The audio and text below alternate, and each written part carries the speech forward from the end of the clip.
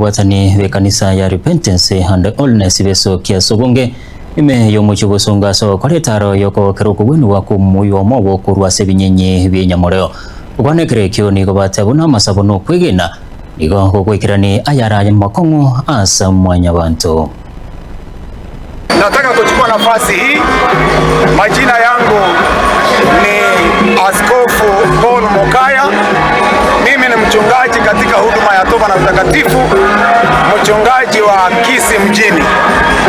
Wapendwa wabarikiwa, vile ambavyo mnavyoona leo tumekusanyika hapa kwa njia kuu sana kama mtu mmoja ili kuleta shukrani zetu mbele za Mungu kwa sababu miongoni mwetu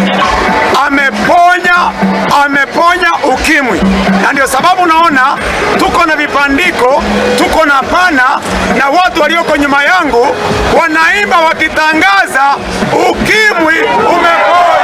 Kwa ufupi tu, hiyo ndio sababu tuko hapa leo katika mji wetu wa Kisii kutangaza, kusherehekea na kushukuru Mungu kwamba miongoni mwetu katika huduma hii Mungu ameponya ukimwi.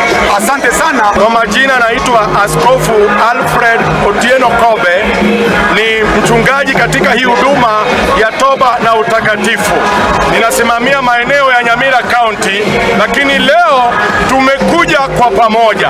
Sababu kubwa ya kukuja pamoja kwetu ni kwa sababu Mungu Jehova aliyeumba mbingu na nchi ametoa mmoja wetu kaburini, yule aliyekuwa na ukimwi, lakini Jehova amemuponya, na sasa imethibitishwa hata na madaktari ya kwamba hizo viini vya ukimwi haipo kwa mwili wake tena.